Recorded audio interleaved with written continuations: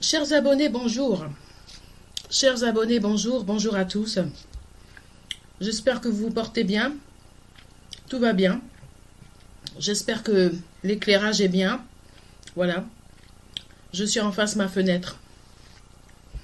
Il est 16h51. J'ai fait une petite pause pour faire ma vidéo. Je suis en train de prendre un thé. Alors, je me retrouve encore obligée de parler de politique. Comme je vous ai dit, je ne suis pas politicienne. Je n'ai aucune ambition politique, mais mon destin me pousse encore à parler de politique suite à une histoire qui m'est arrivée. Oui, parce que j'ai une affaire à régler. Et comme mon affaire, bon, apparemment, c'est pas très confidentiel personnellement, parce que tout le monde est au courant de toute façon. Hein? L'histoire de la Côte d'Ivoire, notre bagarre. Notre fameuse bagarre avec le président Nicolas Sarkozy, hein, en 2011, le bombardement de la résidence de Laurent Gbagbo, tout le monde est au courant, donc il n'y a rien à cacher, moi j'ai rien à cacher, voilà. Je viens faire ma vidéo. Alors je vous dis, attachez vos ceintures parce que là, là cette vidéo, là franchement, il y a pas mal, oui, il y a pas mal de suspense, attachez vos ceintures. Je vais commencer dans quelques minutes. Nous sommes à la veille des fêtes de Noël. Je viens dire à Nicolas, Monsieur le Président Nicolas Sarkozy, je viens dire à Nicolas que ça ne va pas. Nicolas, ça ne va pas. Non, Nicolas, ça ne va pas du tout et je vais t'expliquer pourquoi. Je me présente, Nicolas. Ben, de toute façon, tu vois mon nom dans la vidéo. Hein. Je m'appelle Lucie Sika. Moi, Nicolas, je vais te dire, je n'ai rien à cacher. Je m'appelle Lucie Sika. J'ai pas honte de moi, j'ai pas honte de ma personne, j'ai pas honte de mon nom. Je m'appelle Lucie Sika, je suis franco-ivoirienne. Ma mère est française, mon père est ivoirien. J'ai grandi en Côte d'Ivoire. Aujourd'hui, je vis en France avec ma mère qui est française. Je suis la fille d'un opposant politique qui a été pendant plusieurs années au parti du président Laurent Gbagbo en Côte d'Ivoire. Donc moi, je n'ai rien à cacher, Nicolas. Mais par contre, ça ne va pas. Monsieur le Président Nicolas Sarkozy. Nicolas, ça ne va pas. Non, Nicolas, ça ne va pas, je vais t'expliquer l'histoire, mais ça ne va pas. Alors, Nicolas, je ne sais pas si tu as remarqué, mais quand on parle de toi, on parle souvent de magie. Quand on parle de toi, on parle de magie. Moi, j'ai remarqué, hein, que ça soit à la télé, dans la presse, je ne sais pas. Quand on parle de toi, on parle souvent de magie. Alors ta magie, Nicolas, ta magie, franchement, je ne sais pas ce que c'est. Est-ce que c'est une magie de Noël? C'est une magie de janvier? C'est une magie d'Halloween ou c'est une magie de Pâques? Point d'interrogation. Je vais te raconter mon affaire parce que ça ne va pas du tout. Oui, ça ne va pas, Nicolas, et c'est pour ça que je fais ma vidéo. Moi, Nicolas, je vais te dire, je n'ai rien à cacher.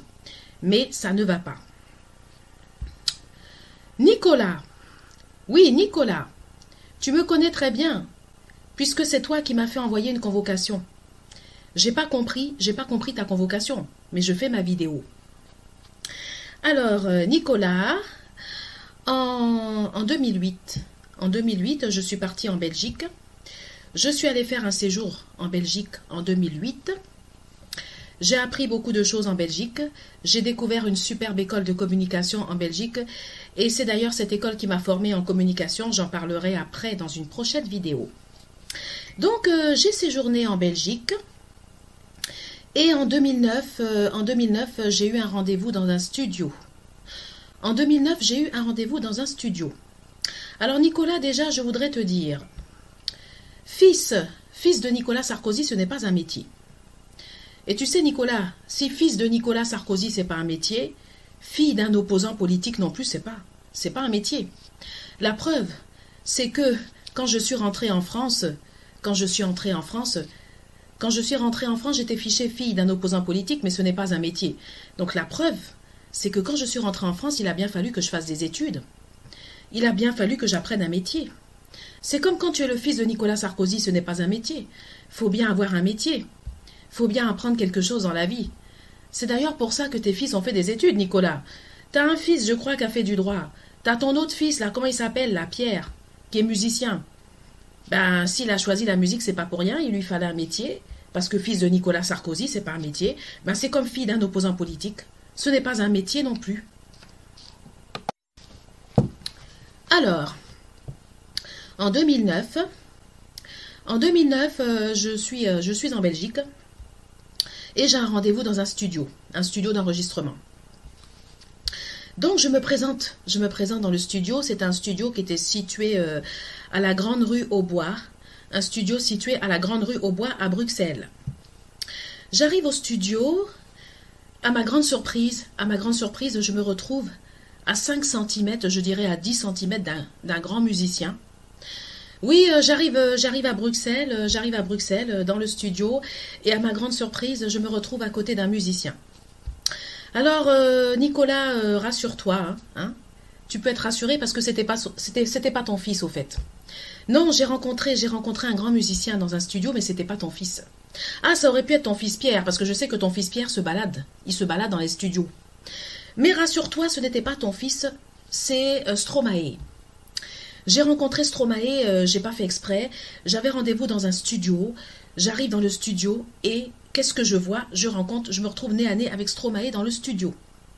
Alors à l'époque, Stromae préparait son album. En tout cas, il était pas loin de sortir son album Cheese, voilà, qu'il préparait. Il n'était pas loin de sortir son album. Alors c'était en 2009, je crois que je l'ai rencontré, oui, fin 2009 ou 2009.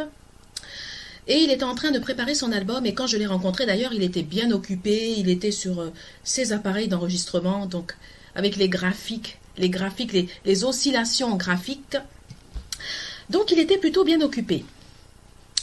Donc je me retrouve nez à nez avec Stromae dans le studio. Donc je rencontre Stromae, je suis très surprise, voilà. Et à l'époque, je ne le connaissais pas trop, j'avais pas trop entendu parler de lui. C'est plus après que je l'ai vu à la télé, je l'ai vu dans des interviews, mais je l'ai rencontré en vis-à-vis dans le studio. Alors sois rassuré, Nicolas, ça aurait pu être ton fils, mais ce n'était pas ton fils que j'ai rencontré, c'est Stromae. Alors Nicolas, ça ne va pas. Nicolas Sarkozy, ça ne va pas, oui, ça ne va pas. Et on va découvrir, au fur et à mesure, on va avancer dans ma vidéo, et on va découvrir pourquoi ça ne va pas, parce qu'en effet, Nicolas, ça ne va pas. Ta magie, Nicolas, moi je ne sais pas quelle magie. Est-ce que c'est magie de Noël? Est-ce que c'est une magie de Pâques? C'est une magie d'Halloween? Je ne sais pas, Nicolas, je n'ai pas de réponse. Je n'ai pas de réponse, Nicolas, mais ça ne va pas. C'est d'ailleurs pour ça que je fais ma vidéo, parce que non, Nicolas, ça ne va pas, Nicolas. Alors donc, après ma rencontre avec Stromae, alors avant ma rencontre avec Stromae, j'avais réservé un logement à Schaerbeek. J'avais déménagé parce que j'étais en Belgique à Clochapelle-aux-Champs. Et ensuite, j'avais réservé un logement à Schaerbeek. J'ai d'ailleurs le dossier. Voici Nicolas, tout le dossier avec mes locations en Belgique. Donc ça, c'est la preuve. Donc, j'étais en Belgique et du coup, je suis allée dans ma location. Je devais rentrer dans une nouvelle location. J'arrive dans ma location. Qu'est-ce que je rencontre? Non mais Nicolas, franchement, ça ne va pas. Alors ta magie, Nicolas, je ne sais pas quelle magie tu as, mais ça ne va pas du tout.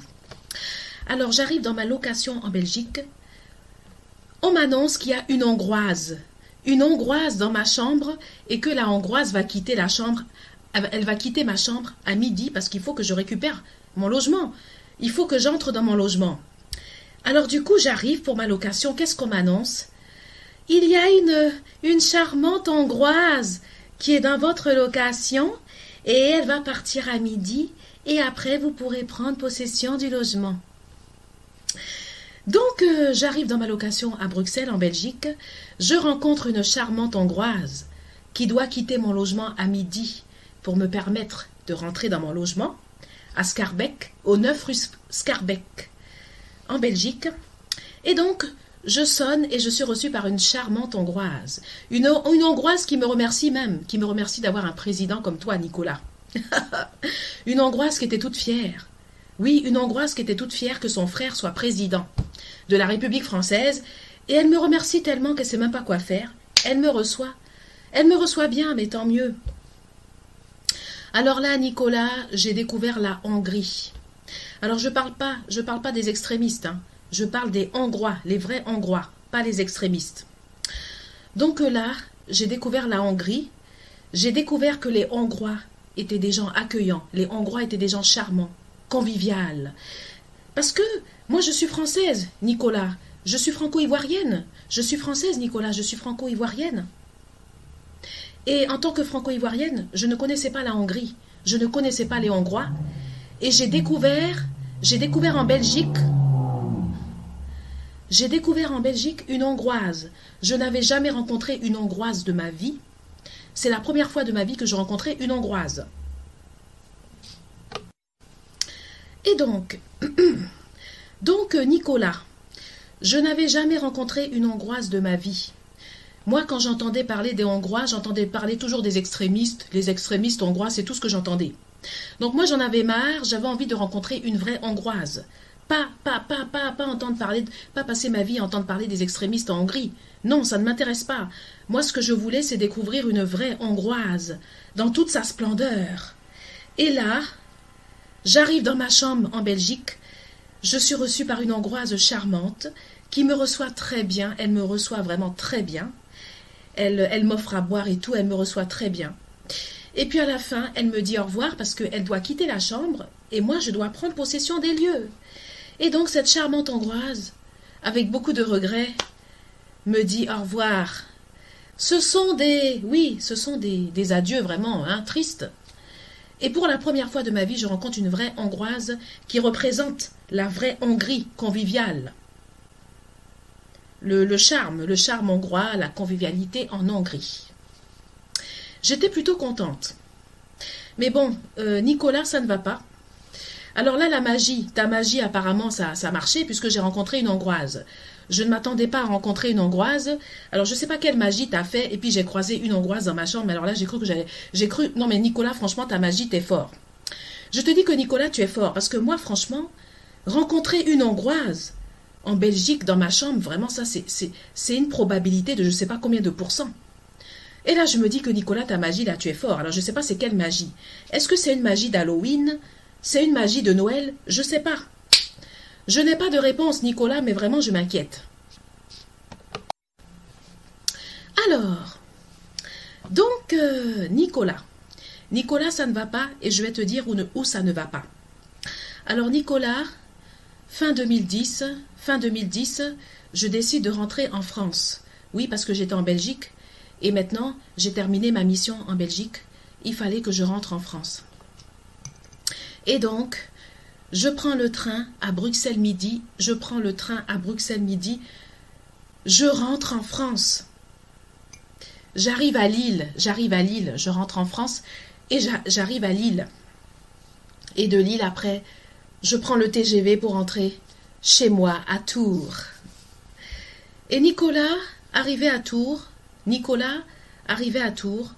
Alors Nicolas, c'était pendant le bombardement, pendant ta bagarre avec Laurent Gbagbo. Oui, c'était pendant ta bagarre avec Laurent Gbagbo. Alors en effet, Nicolas, j'ai eu un grave problème. En tant que fille d'un opposant politique, j'ai eu un grave problème, c'est que j'étais malade et je n'ai pas pu me soigner. On a refusé de me soigner, il y a eu un problème parce que j'étais à l'article de la mort. Alors je ne sais pas si c'est pour des raisons politiques, mais on a refusé de me soigner. Et ça, c'est très grave. Voir ça dans une république française, franchement, c'est un truc à tomber par terre. Et donc, forcément que je me suis plaint. Ben oui, je me suis plaint. Je me suis plaint parce que c'est pas normal de refuser de me soigner, parce que je suis la fille d'un opposant politique. Je n'ai pas le droit d'être soignée en France, mais qu'est-ce que c'est que ça? Et donc, Nicolas, où ça ne va pas, je vais te dire. En rentrant en Belgique, en rentrant de Belgique, qu'est-ce que je trouve dans ma boîte aux lettres? Une convocation. En rentrant de la Belgique, j'ai trouvé dans ma boîte aux lettres une convocation que tu m'as fait envoyer. Au fait, Nicolas, tu m'as fait envoyer une convocation. Tu m'as fait envoyer une convocation. En 2011, Nicolas, tu m'as fait envoyer une convocation dans ma boîte aux lettres. Et je te dis que j'ai eu un choc. J'ai eu un choc avec ta convocation. Et là, Nicolas, ça ne va pas. Non, Nicolas, ça ne va pas parce que juste après ta convocation, la résidence du président Laurent Gbagbo a été bombardée juste quelque temps après ta convocation. On était en plein bombardement. Et là, Nicolas, je suis désolée, mais ça ne va pas du tout. Et je regrette sincèrement parce que j'ai la charmante Hongroise que j'ai rencontrée dans ma chambre en Belgique, Nicolas. Je t'assure que je regrette sincèrement ce qui s'est passé en Côte d'Ivoire avec toi et l'histoire de ton bombardement. Parce que moi, franchement, j'ai pas de problème. Non, Nicolas, franchement, la Hongroise que j'ai rencontrée, je te dis, en Belgique, était vraiment sympa. Et moi, je suis vraiment dévastée et il y a beaucoup de choses que je ne comprends pas, Nicolas. Ah. Tu sais, Nicolas, je vais te dire. Non, mais tu sais, Nicolas, je vais te dire. J'ai découvert à quel point les Hongrois étaient des gens vraiment formidables et conviviales, avec un grand sens de l'amitié. Et ça, je l'ai découvert en Belgique par ma rencontre avec une Hongroise. Et tu sais, Nicolas, je vais te dire, malgré tout ce qui s'est passé en Côte d'Ivoire, avec tes histoires, malgré tout ce qui s'est passé, même avec les bombardements, j'ai très mal au cœur, Nicolas. Nicolas Sarkozy, j'ai très mal au cœur. Et je vais te dire, malgré tout ce qui s'est passé en Côte d'Ivoire, y compris l'histoire du bombardement sur la résidence du président Laurent Gbagbo, aujourd'hui encore là, quand je te regarde, je n'arrive même pas à prendre un stylo même pour te rayer. Je n'arrive même pas à prendre un stylo même pour te rayer, malgré toute la tragédie qui s'est passée là. Donc Nicolas, là, je te dis, moi vraiment, je suis dévastée. Je suis dévastée et j'ai pas compris. J'ai pas compris, Nicolas. J'essaie de comprendre aujourd'hui, parce qu'aujourd'hui, on est en 2021. J'essaie de comprendre, Nicolas. Je ne sais pas ce qui s'est passé. Comment tu travaillais à l'époque? Qui étaient tes conseillers à la présidence? Je sais pas. Je me pose des questions. Est-ce que ce bombardement-là, c'est ta décision? Qui t'a poussé à faire ça? Quels sont les gens qui travaillaient avec toi à l'époque qui t'ont poussé à faire ça? Moi, je sais pas. Je me pose des questions parce que vraiment, je suis dépassée par les événements. Et je regrette sincèrement, Nicolas, je te dis, par rapport à la charmante Hongroise que j'ai croisée dans ma chambre en Belgique, je regrette sincèrement, Nicolas. Je regrette sincèrement. Et ce qui me fait mal, Nicolas, ce qui me fait mal, là, c'est que malgré tout ce qui s'est passé là, j'arrive même pas à te rayer avec un stylo. Et ça, là, Nicolas, ça me fait mal. Ça me fait mal et j'essaie de comprendre parce qu'aujourd'hui, je n'arrive pas à comprendre. Je n'arrive pas à comprendre, Nicolas, comment on a pu en venir jusqu'à aller bombarder la résidence de Laurent Gbagbo, du président Laurent Gbagbo, Nicolas. Moi, je ne comprends pas. Je ne comprends pas, Nicolas. J'essaie de comprendre, mais j'arrive pas à comprendre. Et puis, ce que je comprends pas, Nicolas, ce que je ne comprends pas chez toi, apparemment, quand on te... Enfin, dans la vie en général, tu n'as pas l'air, franchement, d'une personne... comment dire? Une personne désagréable, apparemment. Ton épouse n'a pas l'air d'être malheureuse. Ta petite fille Julia, apparemment, tu as l'air d'être un bon père, de bien t'occuper de ta fille. Donc, franchement, Nicolas, tout ce que tu as fait là, ça te ressemble pas. Et moi, je me pose des questions. Je me pose des questions, ça, je te dis... Je me pose des questions entre ce contraste, entre l'homme que tu es dans ta vie privée et ta vie politique. Moi, je ne sais pas, Nicolas, mais je suis dépassée par les événements. En tout cas, Nicolas, je vais te dire, moi, je n'ai jamais convoqué tes fils. Je n'ai jamais convoqué tes fils, Nicolas. Je n'en veux pas à tes fils, malgré tout ce qui s'est passé en Côte d'Ivoire. Je ne saurais en vouloir à tes fils, parce que pour moi, Nicolas, tes fils ne sont pas responsables de ta politique. Tes fils ne sont pas responsables. Tes fils n'ont pas à être victimes de ta politique, je suis désolée. Je n'ai pas à pointer du doigt tes fils. Je n'ai pas à désigner tes fils. Je n'ai même pas à convoquer tes fils. Donc je ne vois pas pourquoi tu me convoques. Moi, Nicolas, je vais te dire, je suis la fille d'un opposant politique. Je ne suis pas responsable de la politique de mon père. Quand mon père a commencé la politique, j'étais jeune. J'avais 3 ans. J'étais un enfant. Qu'est-ce que je comprends là-dedans?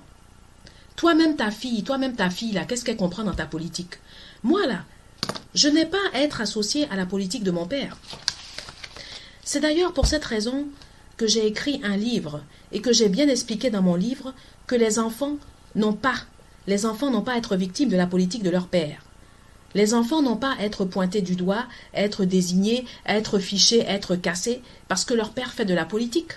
Moi, j'ai écrit mon livre pour que les jeunes et les enfants dans le monde soient protégés et pour même ce qui m'est arrivé, par rapport à ce qui m'est arrivé avec mon fichage politique. Depuis la Côte d'Ivoire jusqu'en France, moi j'ai écrit mon livre pour ne plus qu'il y ait d'enfants qui soient victimes. Que ça soit n'importe où dans le monde, c'est même pas seulement en France ou en Côte d'Ivoire. Il ne faut plus qu'il y ait d'enfants qui soient pointés du doigt, d'enfants qui soient marginalisés, qui soient cassés, qui soient empêchés de travailler ou d'étudier parce que leurs pères sont des opposants politiques. Donc moi, franchement, Nicolas, je te conseille de lire mon livre. Je te conseille, Nicolas, de lire mon livre parce que mon livre, ça va te faire réfléchir sur certaines choses. Et mon livre, ça va servir même pour tes enfants et même pour ta fille. Oui, même pour ta fille, ça va permettre, quand ta fille va grandir, ça va lui permettre de comprendre beaucoup de choses. Parce que ta fille elle-même, c'est l'enfant d'un homme politique. Donc ta fille va comprendre qu'elle n'a pas à être victime de ta politique. Ta fille va comprendre qu'elle n'a pas à être montrée du doigt, à être désignée parce qu'elle est la fille de Nicolas Sarkozy. Mais non, un enfant n'a pas à porter la politique de son père. Donc Nicolas, tu n'avais pas à me convoquer parce que moi je ne suis pas responsable de la politique de mon père. Je ne suis pas responsable, Nicolas, si mon père est dans l'opposition. C'est son problème. Je n'ai pas à être convoqué. De la même façon que tes fils ou ta fille n'a pas à être convoqué. C'est de la même façon, Nicolas, que tu n'aurais pas dû me convoquer. Je n'ai pas compris ta convocation. Jusqu'à aujourd'hui, Nicolas, je ne comprends pas. Et c'est pour ça que je te dis que Nicolas, ça ne va pas. Non, ça ne va pas, Nicolas.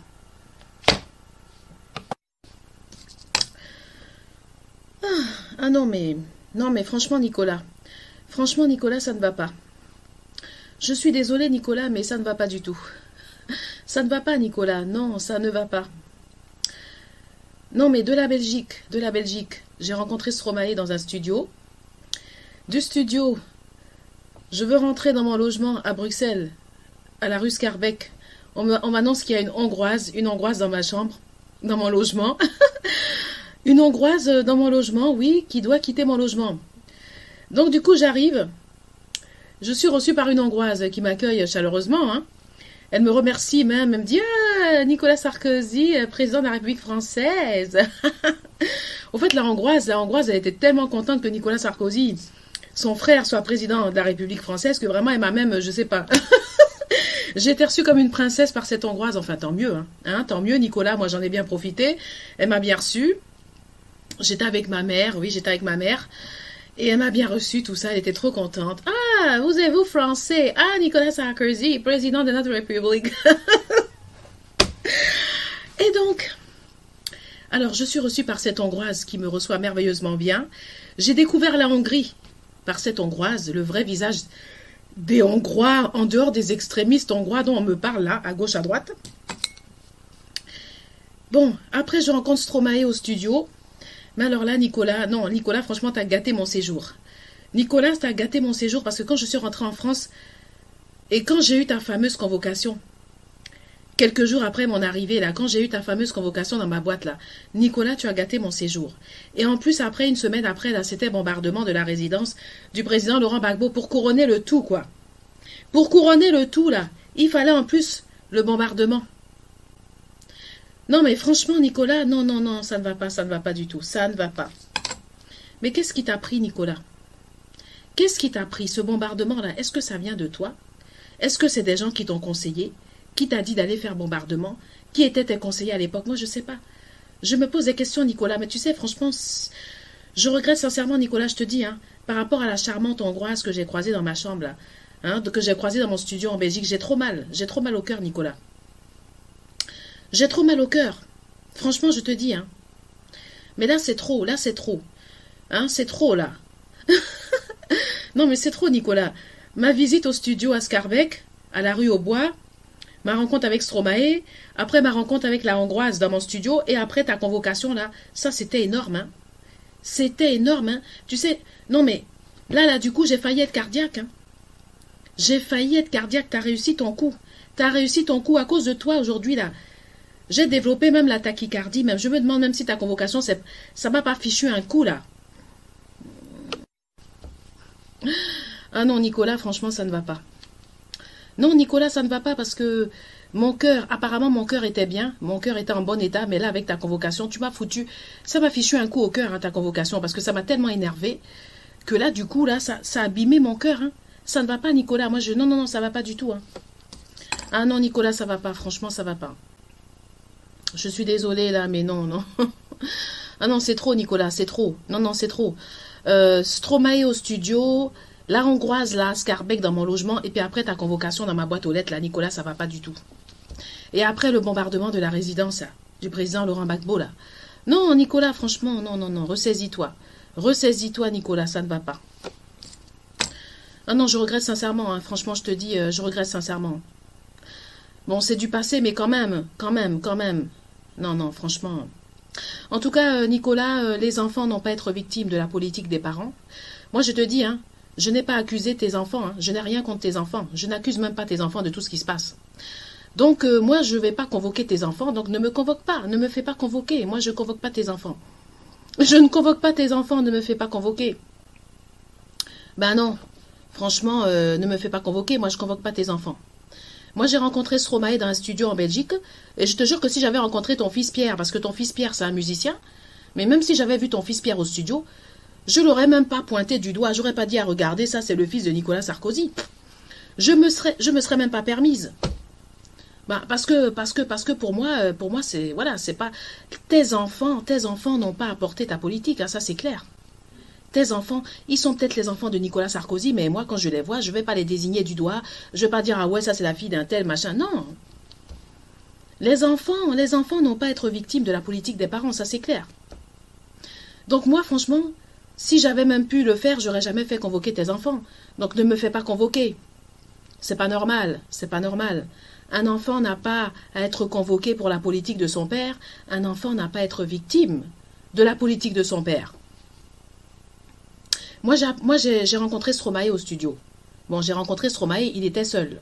Mais si Stromae, il avait été avec ton fils, là, tu crois que j'aurais montré ton fils du doigt? J'aurais dit, voyez, là, c'est Pierre Sarkozy, le fils de Nicolas. Non. Je serais resté normal et puis c'est tout. J'aurais pas désigné ton fils. J'aurais pas dit, voilà, vous voyez, c'est le fils d'un tel qui a fait ça. Jamais j'aurais fait ça. Mais parce que ça ne se fait pas, c'est tout. Ça ne se fait pas. Donc, franchement, je suis désolée. Ce que tu voudrais pas qu'on fasse à tes enfants, ne me fais pas ça. Me fais pas convoquer, Nicolas. Mais non, j'ai pas mérité ta convocation. Moi, j'ai rien fait. Qu'est-ce que j'ai fait? C'est pas normal.